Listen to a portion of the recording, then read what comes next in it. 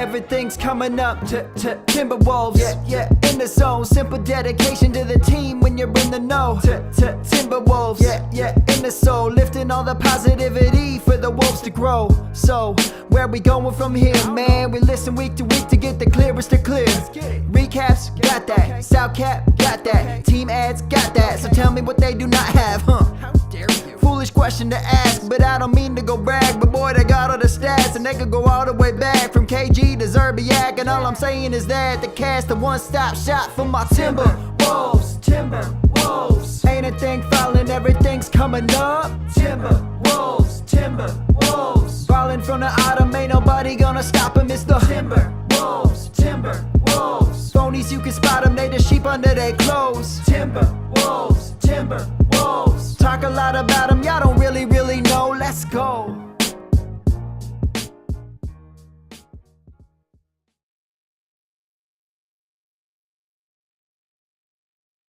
Timberwolves podcast. Actually, I should do that again. Welcome into another Everything's Coming Up Timberwolves podcast. My name is Gabe Anderson, and I'm joined as always by Chris Emerson. Chris, how we doing? How's it going? We're getting in the Halloween spirit a little bit here. Yeah, I like that. Spooks. I like that. So are you? I know I asked you off air, but just tell everybody else. You and your family, you're big Halloween people, right? I would assume. My wife and my son are big Halloween people. I'm cool with it. Like it's fine. But yeah, I mean, we've got a big spooky trail set up that goes through. We've got a little bit of woods by there where we've got streets and little things that jump out and pop out and fog machines, and yeah, it's gonna be a big party for the kids on Saturday. So we'll see. Do you? What does your son? What's he going as this year?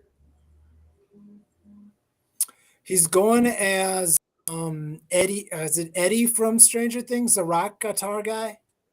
Oh yeah, Eddie. Yeah. I don't know. He's going as okay, awesome. that guy. But we went to the he has Freddy Krueger, and I faced him up a little bit.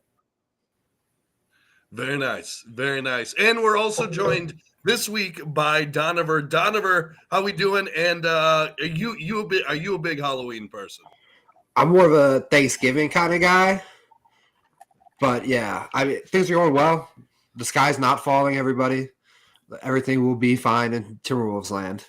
All right. And that kind of brings me to my first question. Now, we sit here, if you're listening to the podcast when it's new, we sit here at 2-2.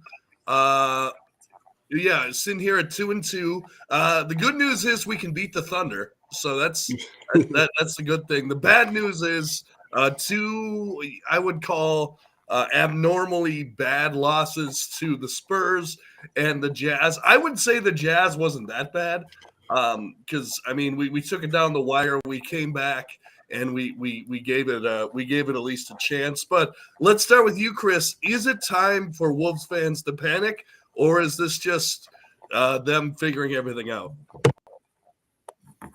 Well, I mean, even in the beginning of the season, we knew it was going to be a while before everything got rolling. I mean, Cat was in the Bahamas, doing what he does, or wherever he was, Jamaica or something like that all summer, or for a lot of it.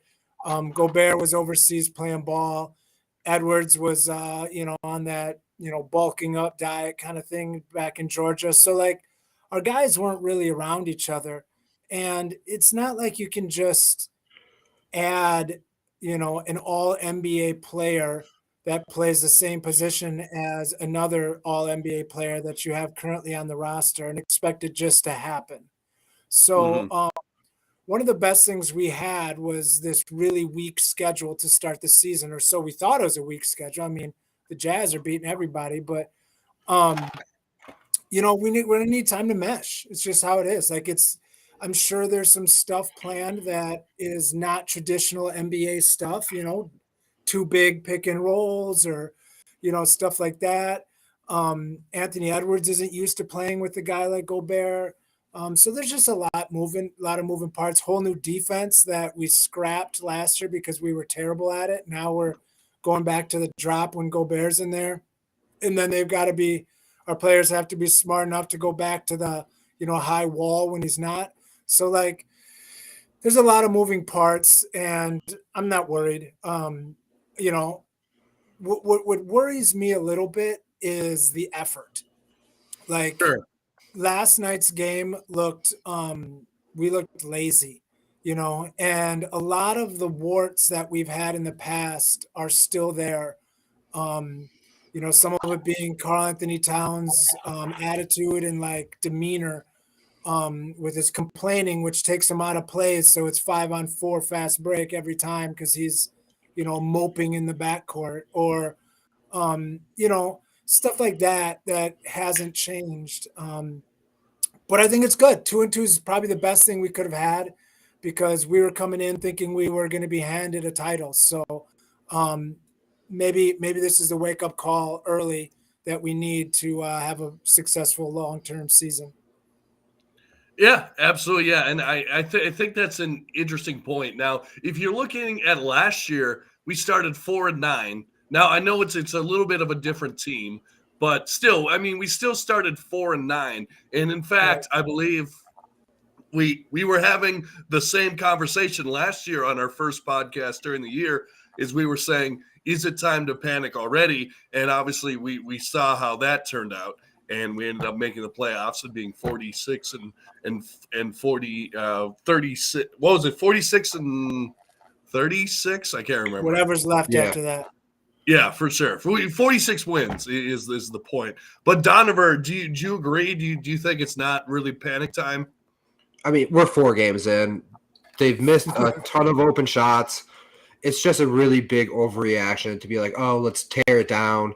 Like in the group, we saw somebody like, oh, say this is obviously a disaster and not going to work. And I just don't see how that can be the case. We've seen flashes of competent offense. We've seen flashes of competent defense. It's really, as Chris said, it's just the want to of the team. Like you have to want to go out there and play defense against what should be a bad Spurs team that you guys are way more talented than. You have to want to do that. And they got punched in the mouth last night, and it took them way too long to respond. And I really hope that this is the wake-up call 4 games into the season, which not great, but you have to see better effort out of them. Mm-hmm. Let's go to one of these questions right here. Chris chimed in on YouTube. By the way, if you got a question, let us know on YouTube.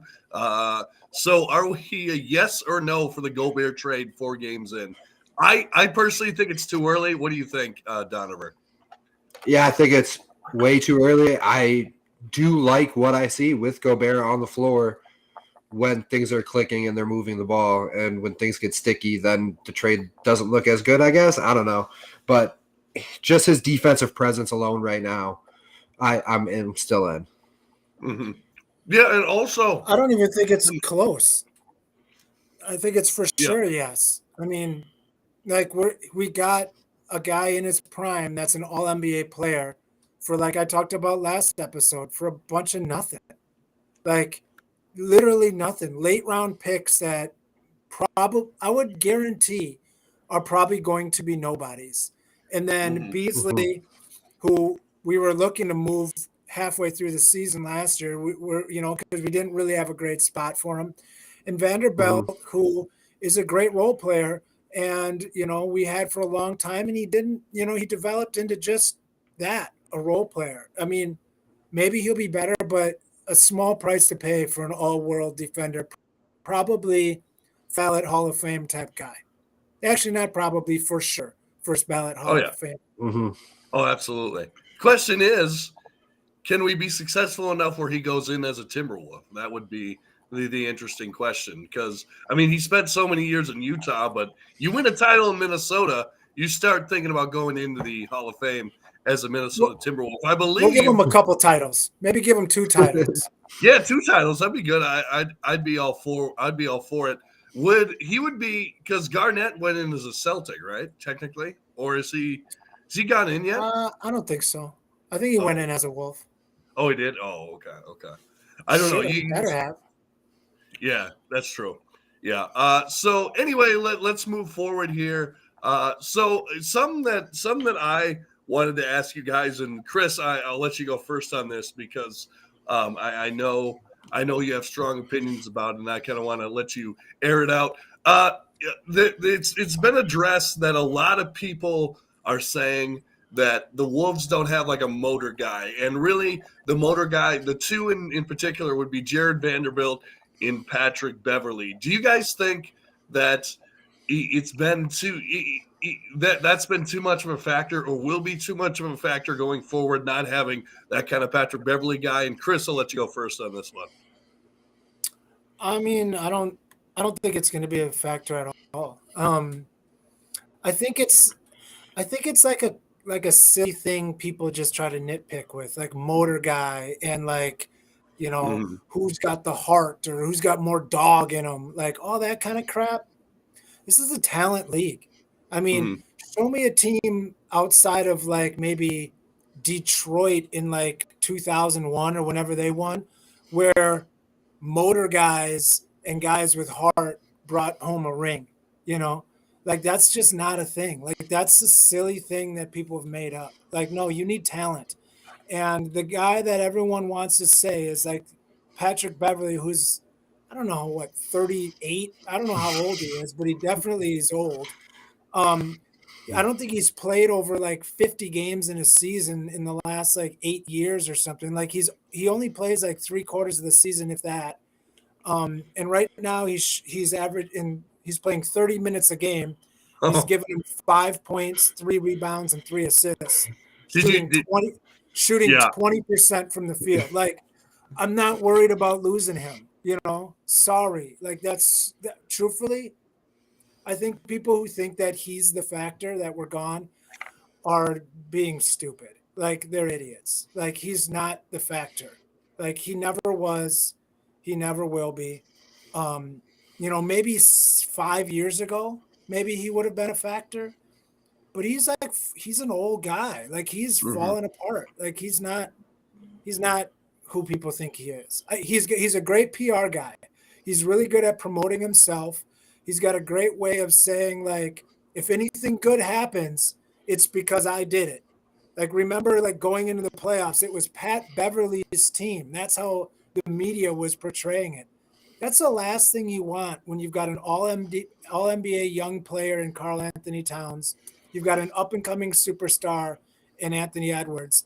The last thing you want the media saying is this 1-year rental as a vet. It's his team when the guy's doing almost nothing except for taking too many shots in the playoffs. Like, it's silly. But people need something to complain about. So yeah, losing a role-playing bench senior citizen who's shooting 20% and gaining an all-world defender.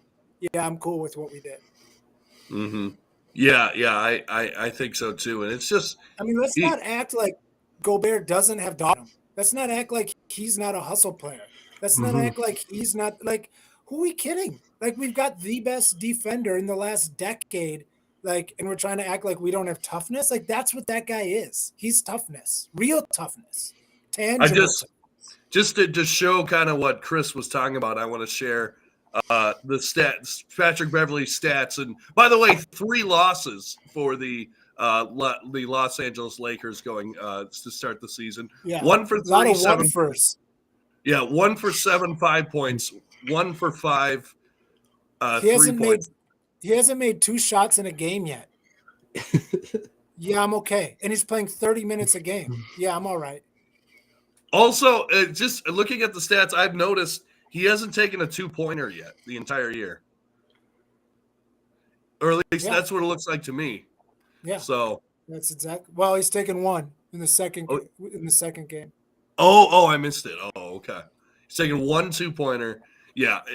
I like he's not doing anything in LA. Like, and by the way, I'm just glad that we're not an Everything's Coming Up Laker podcast, because that would be an absolute disaster. Like that'd be bad. Or a Sixers. Or Sixers, yeah, but like particularly Lakers. I don't know what we talk about. Or a like, Nets. Let's talk about other teams that were supposed to win it all or be competing that are doing terrible. Or Denver. Like, we're not mhm. the only team that was thought to be front runners that aren't looking that hot right now. So, Mhm. yeah, pump the brakes. Yeah, I agree. Donovan, anything to add on the Patrick Beverly conversation? The one thing that confuses me the most when I've seen people make that argument is, well, especially last night, you saw it all over the internet. Like, this wouldn't happen if Beverly was here. We saw it happen all last season. Like, this is the Yeah. exact same problem Yeah. that they had. And like, oh, well, Vando and Pat Bev would change this. Why didn't they change it last year then? They got dog walked in some games. It's like, why aren't we accounting for that at all? Yeah, no, it's because that's the way the narrative is set up in the Pat Beverly like stance is he gets anything that happens wrong, it's not his fault because he's just a role player, guys. He's a role player. He's not the one who's got to win the game. But then when they win a game, oh yeah, Pat Beverly's the reason. What a great way to set up a narrative. You can never lose. Anything negative is not your fault. Anything positive is all on you. Like, that's kudos for him and his PR team for setting it up that way because it's a good look. yeah, I agree. So I'm just looking at some of the losses last year that Patrick Beverly definitely played in. Like November 1st against the Orlando Magic, I was at that game. We lose by 25 to the Orlando Magic. At home against the Charlotte Hornets, 113 to 115. Lost twice to the Washington Wizards. I mean, these were these are crushed not by the Jazz too. Yeah, getting crushed by the Jazz. Although the Jazz were better, but still. They were. Or maybe the Jazz are better now. I don't know. But they're kind of sneaky. Yeah, they are. They're a pretty good team. People like Lauri Markkanen can play. They're sharing the ball. They're moving the ball. There's a lot. You can go a long way in the NBA with sharing and with hustle. It doesn't last the whole season, though. That sort of effort only goes so far. But in the beginning of the year, you can make some noise with that kind of play. Could they be like that 2018 Clippers team? We'll see. Like, yeah. It'll be hard in this West. Yeah, it would. Yeah, and we saw the last game for Utah. I mean, they just lost to the Rockets. So, I mean, I could see them coming down to earth. But, man, if you're a Utah fan, you're feeling good, though, too. Because, like, it's just a team that's playing free. It's a new era. What? Or are you feeling good? I think you are. I would be pissed if I was a Jazz fan, to be honest with you. Really? Victor. Why do you want to win? You don't gut your team for draft picks and then make a playoff push. You want to be terrible for the next 2 or 3 years so you can get some top-end talent and then make a run. I mean, unless your goal is to be 8th, 7th seed for the next 6 years. Right. And I guess particularly when there's that one talent out there, like almost a LeBron-like talent that can really change or potentially could change the whole face of the NBA. I don't know. I haven't seen that guy. What's his name? He has like a weird last name. I can't. Victor Wembanyama. Wembanyama. Okay. I mean, there's other guys too. Mm-hmm. Yeah, there are other guys. Absolutely. So let's talk about it. How much do you think? Do you think that if Kyle Anderson plays yesterday, anything's different, or do you still think we get blown out? What do you think, Donovan? I don't think yesterday would have made that much of a difference just because the starters got us behind the 8 ball so much early in that game. I think he probably would have played a bigger presence in that loss to the Jazz. Did he play that full game with the Jazz, or that's when he got hurt? I think that's when he got hurt. Yeah. I think that is the game he would have changed a lot more than this last one. I mean, they just got blitzed and didn't do anything about it till it was way too late. Mm-hmm. Yeah, for sure. So also, what do we think so far of Ant's kind of now? Actually, I want to bring up some of the comments that Karl Anthony Towns made, and I want your opinion on them. Karl Anthony Towns was asked about Ant's. I guess his motor on back-to-backs, and he basically said, "Hey, I don't like when he eats Popeyes like during the press conference, and maybe I can help him kind of be being a top athlete." Do you make anything of that, or do you think that's an issue? What do you think, Chris? What do you think of Kat's comments? I mean, here's the deal. If you want to be a leader, you don't make those comments. You don't throw a 21-year-old guy who just had the summer where he cut out all of his bad food except for the weekends and worked out harder than, by the looks of it, Karl Anthony Towns has ever worked out. You don't throw that guy under the bus after he went two back-to-back 30-point games on press row. That's not what you do if you're a leader. It's not a good look for Karl Anthony Towns. Luckily, Karl Anthony Towns had a good game, or else he would really look like an idiot.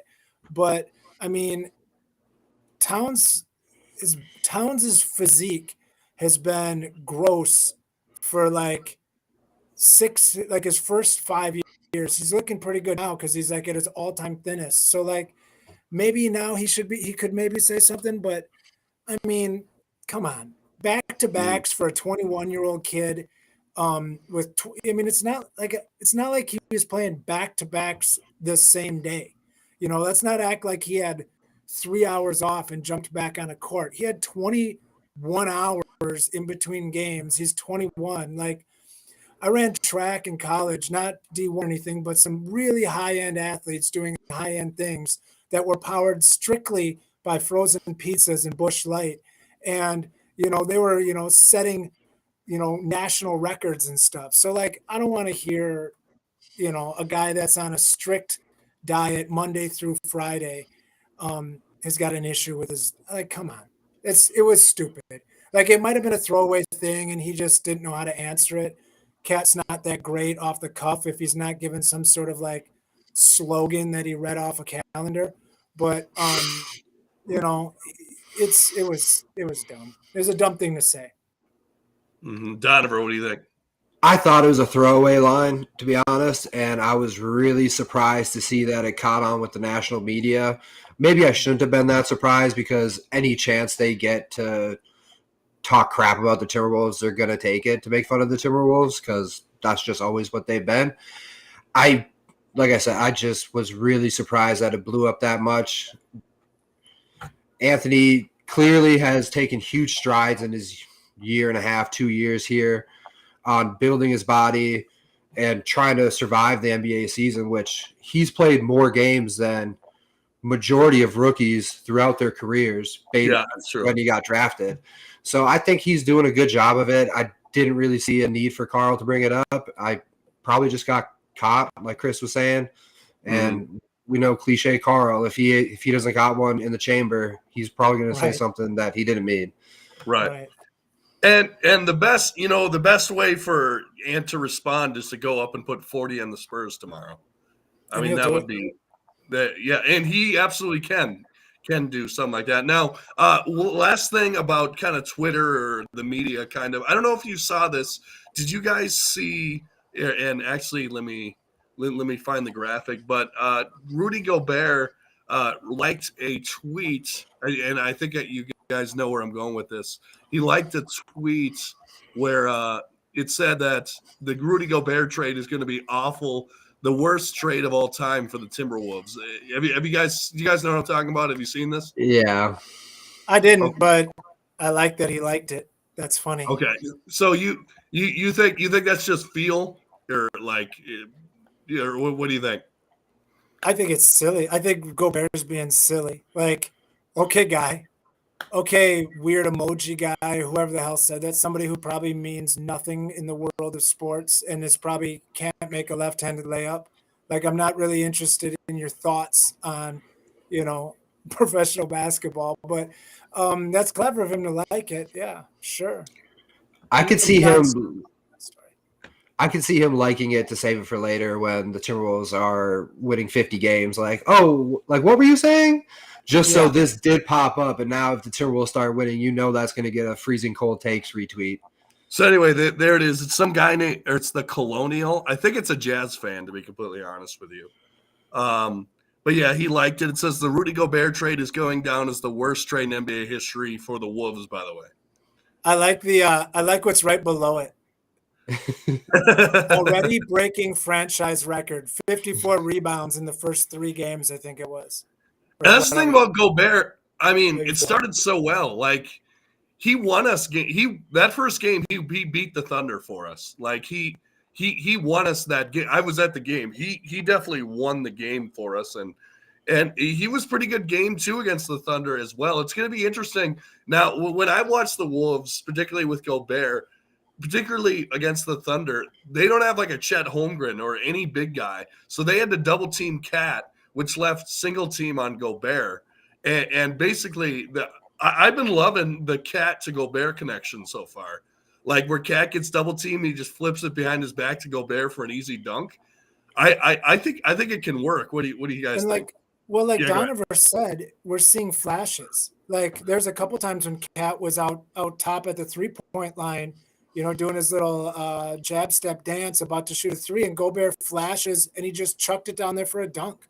Like we've seen flashes of, and I mentioned that earlier, even after the preseason. Like we're gonna have 5 or 6 buckets a game that are going to be so easy because of him. Like just free baskets, and I mean that's what it is. So. I love it. I think it's working fine. He's averaging 15, 18 rebounds a game right now. Yeah, I'm cool. Yeah. So something that I wanted to bring up. What's going on in third quarters for the Wolves? Now, is this just like we've been mentioning, it's the same thing that happened last year as well. But Donovan, what do you think? How do we fix the third quarter? Like I don't understand what's going on. Effort. Really, that's what it's going to come down to, is them wanting to play better. Like the talent's there. We see they come out blitzing in the first quarter. So to me, starting the game and starting the half is usually pretty similar, but for the Timberwolves, it's completely opposite for some reason. They start out hot and start the third quarter super slow. It's just them wanting to do it. That's really all it's going to be for them, is them wanting to succeed and them believing. Well, I think they might believe that they're better than they are right now, as they look at all their pieces and they're like, oh, we can come out here, not give effort, and still boat race these guys. That's not how it works in the NBA. Like, you have to give effort. And that's what's going to save them in the third quarters, really. In almost every game, we've been up 15 or something like that, been up big. And, we just, I think we got a little bit ahead of ourselves, thinking that we're already crowned. And, we come out in the third quarter thinking, well, we just put up 15. We're up 15 on these guys. They're going to die, and we're just going to roll. We're going to have some flashy dunks, we're going to have our backups get in. But no, this is NBA. You're playing against – that might happen when you're playing against another team, that might be, more veteran, and they know the game's lost. They don't want to put in that effort to fight back. But when you're playing against these guys that are trying to, get their next contract, them guys aren't giving up, man. Yeah, for sure. So the starter we haven't really talked about so far. What have we thought of Jaden so far? Do you think he's starting to take the next step, or do you want to see more out of him? Go ahead, Chris. I want to see a lot more out of him. Like, everyone's been waiting for him to take this next step and saying it's going to happen. And, this is the year. It's going to be, borderline stud.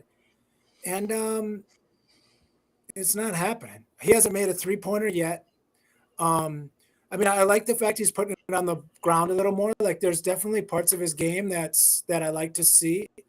But I need to see more. Like, he's I don't think there's any reason why he should be guaranteed that starting spot over Taurean Prince, or over, it'd probably just be Taurean Prince, or maybe Noel, bring Noel in and move Ant to the 3.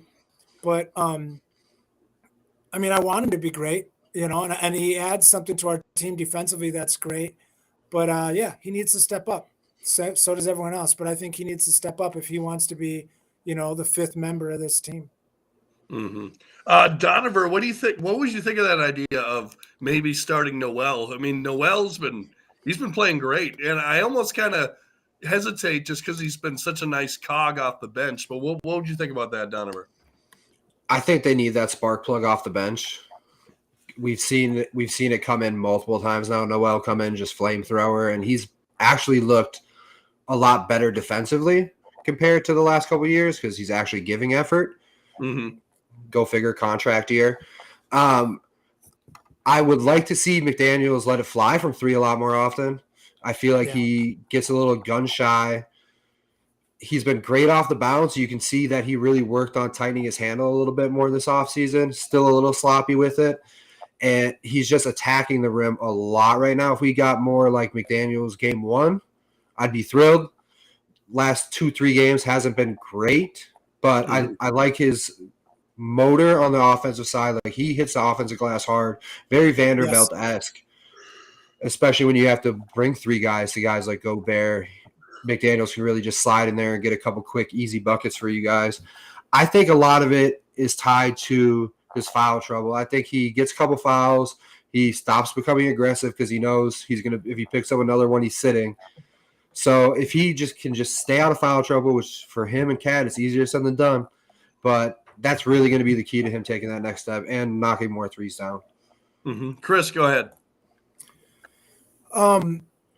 I was just throwing Noel out as just a word. I really don't want him starting. But I do like the way he's been playing on defense. Speaking of Noel, in rebounding, he's been rebounding actually at a really high rate just because he's hustling. He's working hard. Again, let's see if that continues. It's easy to hustle hard in the first week. But I mean, he hasn't really been playing that great offensively. He's sure as hell been shooting a lot. He's third on our team in shots behind Cat and Edwards. That's not good. Last year he was averaging 6.5 shots a game. He's putting up almost 14 shots a game right now, and he's shooting I think it's like 43% from the field and like 31 from 3. So like super inefficient offensively. You see it when he gets in. He's definitely taking shots. Like he's getting his shots up. So I don't want to see him. Like I joked, I think earlier, I don't know if it was on camera or not, one of the last pods, I said, I wonder how many shots Noel would get if he was our starting point guard. And my guess was 45 shots is what he would take. Like every time down, he's putting a shot up. So I don't want to see that, but he has the better. I will give him that. But I think McDaniels, I mean, it's hard, like you said, a dribble sometimes gets sloppy, but it's hard to dribble if you got, spider arms. So I mean, I get it, but he needs to figure it out. I don't know if Finch. If I was Finch, we've got such depth with Slow-Mo and Prince and him, and then again, Edwards can play the 3. I would almost say, listen, you're gonna be in these rotations. If you foul out in the third quarter, okay, like that's your time, and then you're out, and then we're just gonna play the other guy. Like, play hard, play aggressive. If you foul out, you foul out. Like, because I mean, it's not like he's super hacky. Like he's getting a lot of calls because he got a lot of calls last year. That's a problem with the NBA is you get a reputation, and if you get a reputation like Karl Anthony Towns for offensive fouls, you're gonna get a lot of calls that are. A lot of guys might get away with, on clear outs or like when he brings his big elbow around, like all that stuff. Like he's going to get called on all of those because that's his reputation. Same as McDaniels. Last year he was top 3 or 4 in fouls. So like until he completely cleans that up, he's going to get bad foul calls on him. Right. Yeah, and I'm already sick of Cat complaining about offensive fouls. Like it is toxic. I feel like sometimes, like he's such a bad actor. Like I don't know, but anyway. So one thing I have noticed, guy off the bench, Taurean Prince giving up the body here and there. Like I think in the first game he had 2 or 3 charges. He's tried to take 4 or 5 more. Like I love that out of him. A guy literally, like he's the definition of 3 and D for us right now, and I think he's playing great lately. Yeah, I think he can step it up some more, but yeah, he's looking good. Yeah. Absolutely. So let's take a look at the week going forward. I believe, or at least what we believe to be um, the way it is. It looks pretty favorable. So going forward, of course, tomorrow night, if you're listening to this tonight, we got the San Antonio Spurs. I will be in attendance, so looking forward to that Nice. one. Bring us a W. I did on the opener. So Let's keep it and then going. we got the Lakers at home. That'll always that's always a big one. Then we got the Spurs again. Then it gets a little more difficult with the Suns, Bucks, Rockets, Knicks, but Suns, Bucks in particular. What are we looking for out of the Wolves this week? Start with you, Donovan. A bunch of W's. If I'm being hopeful, Sure. You would like to take 2 out of the next 3. Probably lose one to the Spurs again. Like unless you can take away their hustle and Greg Popovich somehow, maybe they roll over. I don't see that. I would like to split 1-1 with the Suns and the Bucks. Yeah. That might be a little optimistic. And then with what we've seen, probably a split in each of these next 6 games. Go 3-3, take at least one every 2 games, and be happy, I guess. Chris, what are you looking for out of the Wolves this coming week? Effort. And I think we're going to have it at least versus the Spurs after, I mean, everyone's down on us right now. And, effort is what's going to be important. And less one-on-one hero ball kind of stuff. Like, we have to stick with our system. There's a reason why when the bench squad came in, like the Nas, J-Mac, Noel, Prince, somebody else, when that lineup was in there, there's a reason why they looked really good a couple of times is we can move the ball. Same as they did last year when everyone got COVID and we had like 2 games where our bench guys were like our starters and we won them both by, everyone moving the ball, everyone doing exactly what the coach has been preaching and, it works, and that's what it took to really turn our team around is they realized that these bench guys playing correctly were better than the starters playing incorrectly. So I just want that. I want to see, D'Angelo Russell with 10 assists. I want to see Karl Anthony Towns shoot 6 threes. And I want to see Anthony Edwards dunk the damn ball. Like, I'm sick of these Euro step soft layups. Put somebody on notice. Like, put some fear in someone's head. That's what I want to see. I'm sick of playing soft. He needs to be our hammer. We got enough other soft guys on the team. Let's just play with some heart, play with some urgency. Donovan, you had some? Speaking of the bench squad, does Nas Reed deserve more minutes when everybody's back? I've loved the way Nas has looked so far. Nas is good, dude. Nas, I would love to see him play 20 minutes a game. It's just, I don't know how we can do it. Not with Slow-Mo if we're going to play him. Like, it has to be one or the other. And we just don't have a roster for it. And Finch said, basically, there's going to be nights where Nas isn't going to play because he's like our, third center now.